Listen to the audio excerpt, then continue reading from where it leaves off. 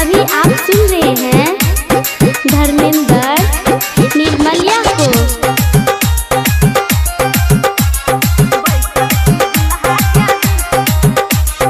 माँ Gayatri recording studio. Camera वाला रो वीडियो वाला बोलिए ना।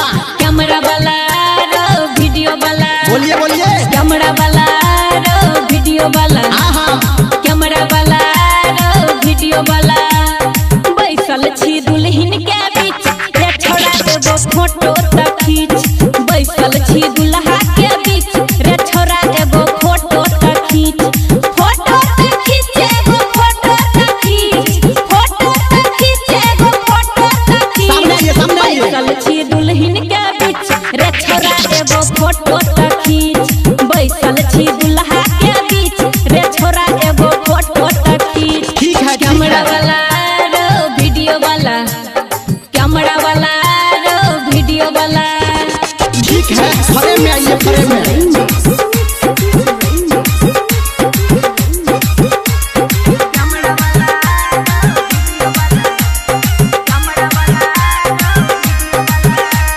अभी आप सुन रहे हैं सावरिया म्यूजिक।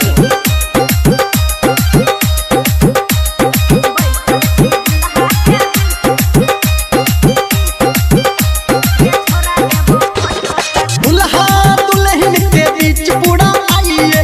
केस से फोन अपना केस को हटाइए। साइड कीजिए केस को, बाल को थोड़ा साइड कीजिए। हाँ दुल्हा दुल्हन के बीच पूरा आइए। केस से फोन अपना केस को हटाइए।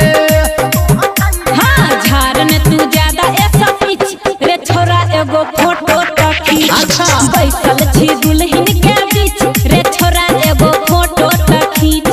बैसल छी दुल्हा के बीच रे छोरा एगो फोटो त खींच। कैमरा वाला रो वीडियो वाला बोलिए ना। कैमरा वाला रो वीडियो वाला।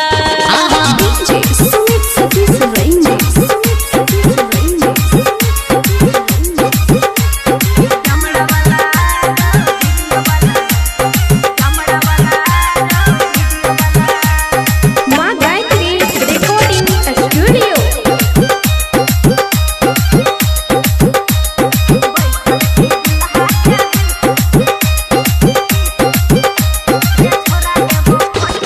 फुल फोटो खींचे की हाफ वाला खींचे।